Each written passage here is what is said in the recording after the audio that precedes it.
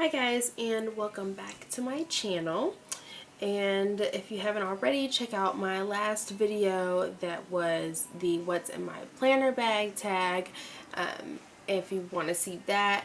If this is your first time to my channel, I post mommy videos, budgeting, planning, and unboxing. So if that interests you, go ahead and click that subscribe button down below, as well as the bell notification so you don't miss any more of my future videos.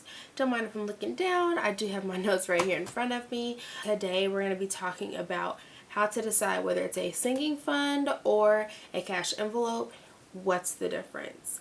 Stay tuned. So the biggest confusion that I ran into when I started watching YouTube videos about budgeting was to know what the difference was between a sinking fund and a cash envelope.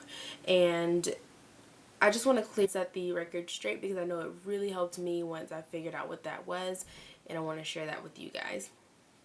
Oh my gosh, so much hair and it's in my mouth. Okay.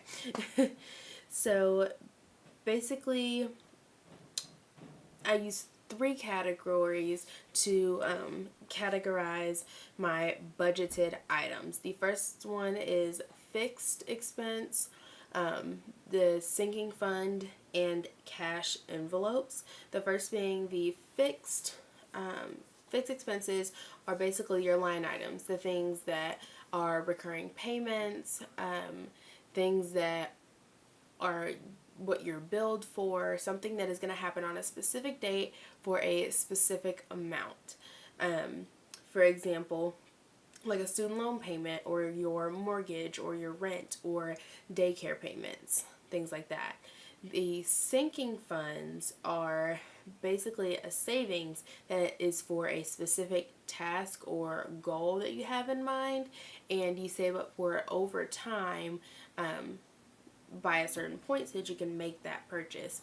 Sinking funds would be something like an emergency fund. That one people are kind of on the fence about, but it's a specific saving for something and that is an emergency, so I consider that to be a sinking fund for myself. Another sinking fund would be like your car maintenance fund. How much is it going to cost normally for maintenance throughout the year? Are you going to need tires? Are you going to need an oil change? Any type of large purchase I like to plan for. Other types of sinking funds are event based. So Christmas, that's usually a big spending category for most families, and it will be a lot easier to save $600 throughout the year versus spending $600 out of pocket in November. Not really the best and least stressful way to shop for Christmas. You can do this with birthdays, you can do it with holidays, whatever is important to you, that's where you want to use a sinking fund. Next would be cash envelopes. Cash envelopes are categorized daily expenses. Or almost daily expenses. For example, groceries is a big one. I personally combine groceries with eating out. Some people do it differently, but basically whatever money I'm going to spend from this paycheck over the next 2 weeks on food comes out of that cash envelope. It's not a set amount. I'm not going to spend, may or may not spend the exact amount that I allot to that, but I do categorize that. Other categories include holding expenses. For me are basically baby expenses, diapers, wipes, etc. So that also includes like baby expenses. Like for me, I call it holding expenses, diapers, wipes, baby food, things like that. That would not include something like purchasing a stroller or a carrier, something that costs more than what you would spend on average between paychecks. Another example would be for your car, not like your car maintenance, but like what you spend on gas, getting the car washed, things like that. And I already mentioned groceries. And why do I use cash envelopes? A lot of people think that maybe cash makes things harder to do and deal with, but I use cash because it keeps me in check and curbs my spending. Otherwise, I would never be able to follow a budget. I tried many times before. Then when I didn't discover cash envelopes. When I discovered cash envelopes for myself, it was a game changer. I was able to know when this envelope is empty, that's it, she gone. Can't spend any more of it. And it helps me to, same reason why I like to do pen to paper. It helps me to physically stay on track. And if I decide, to take something out of an envelope to cover something else, then I know I'm saying that this priority is more important to me than the envelope's priority that I'm taking it from.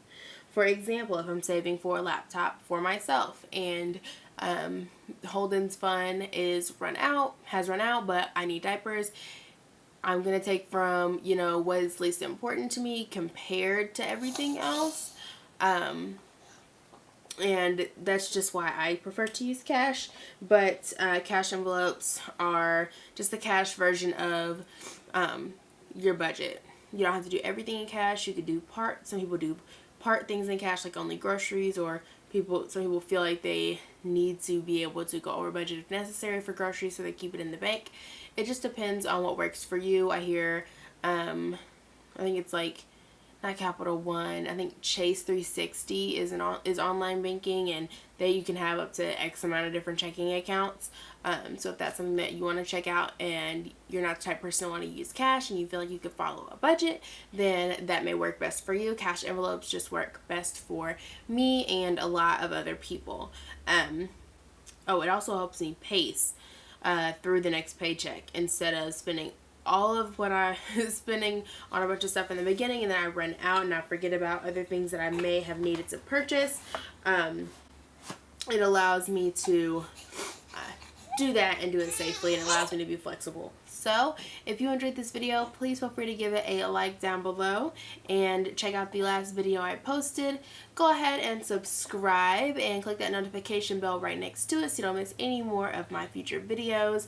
And comment down below if you use any of these categories, if you use different categories than what I use, and how they are working out for you. And as always, I'll catch you in the next one, guys. Bye.